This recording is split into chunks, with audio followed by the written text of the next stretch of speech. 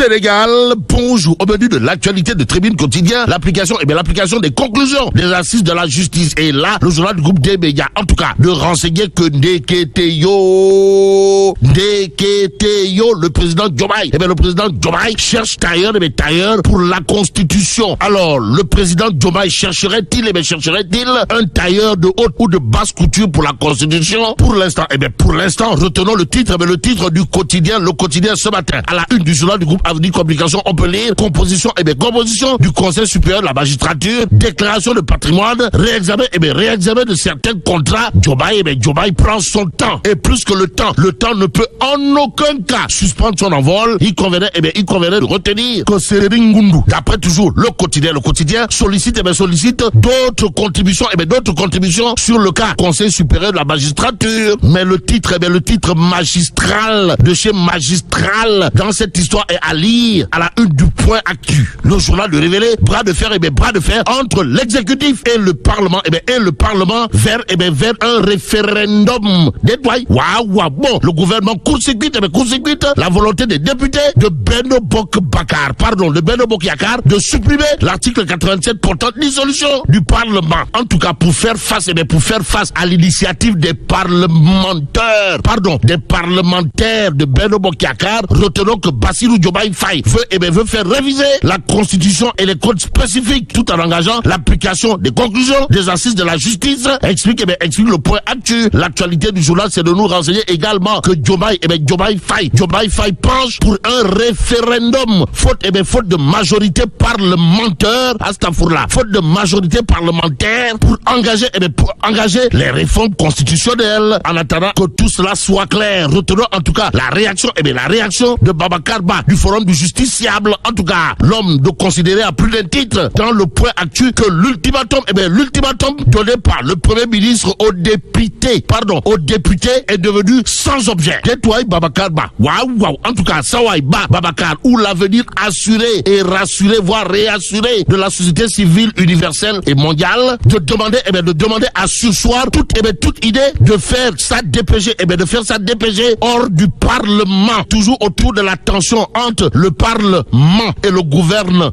Babacar Ba du Forum du Justiciable, où l'homme qui, dès les premières heures de la crise, s'est rendu à l'Assemblée nationale, histoire d'y déposer un courrier demandant aux députés de revoir le règlement intérieur de l'Assemblée nationale, de saluer aujourd'hui l'initiative en question, à savoir la mise à jour du règlement intérieur de l'Assemblée nationale par les députés. Renseigne en tout cas le Point Actu ce matin.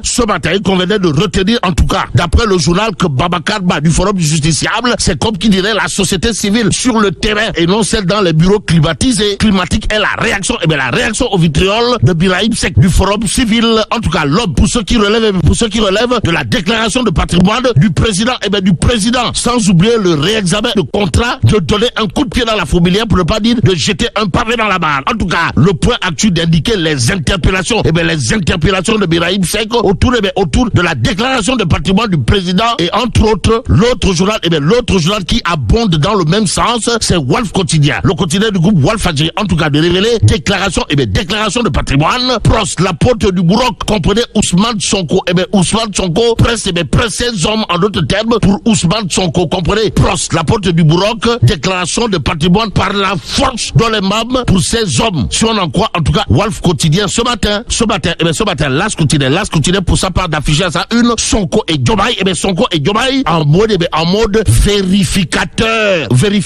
Pourquoi? Bon, Las Quotidien de parler de retard des chantiers d'assainissement, de suspicion autour de contrats conclus dans les secteurs stratégiques. Bon, stratégiquement parlant, Dieu est grand, mais Koromak n'est pas petit. Alors là, pas du tout petit, du tout petit au regard du titre de l'Observateur, ce matin. À la une du journal du groupe Futur Média, on peut lire concentration des pouvoirs autour du Premier ministre Sonko, l'alpha et l'oméga. À la question de savoir si en réalité des réalités, Prost, l'apôtre du Bourroc, serait un demi-dieu au regard du titre de l'Observateur, l'Obs. Pour l'instant, le journal de parler de diagnostic, des atouts et limites de la stratégie, de monsieur le Premier ministre, son excellence Prost, l'apôtre du Bourroc. Mais le Bourroc, journalistiquement parlant, de Direct News, gravite autour des Punkalimamu Kouroubaï Falden, Ngandibamou Bolde Bouride, pour ne pas dire des touilles Toui, voire des missiles Scud et Tomahawk essuyés par Sawai Pros.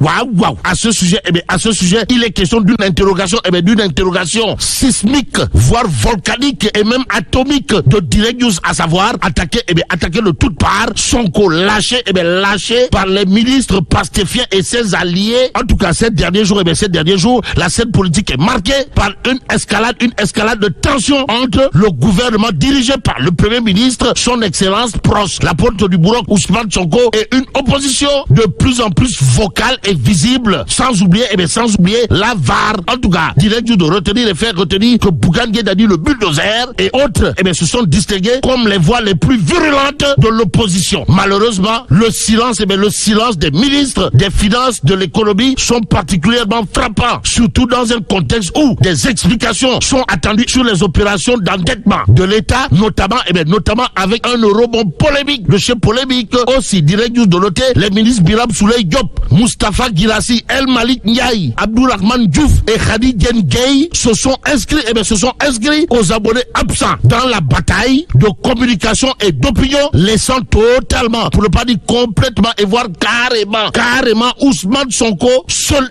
contre tous. Informe en tout cas Direct News ce matin dans le journal, on peut lire Maître El Hadj Oumar Youm, ou le timonier du landerneau politique sénégalais dans la Petite Côte, excellent orateur, aurait pu être la voix de l'opposition au régime contre Amadou Ba, arrivé deuxième à la présidentielle 2024, qui aujourd'hui brille par son inertie, pour ne pas dire affiche les contours d'un opposant Mboyo. Explique en tout cas Direct News ce matin, d'où notre intérêt de terminer avec le Peuple quotidien. Le journal de révéler à ça une déguerpissement Sandaga en mode gatsa.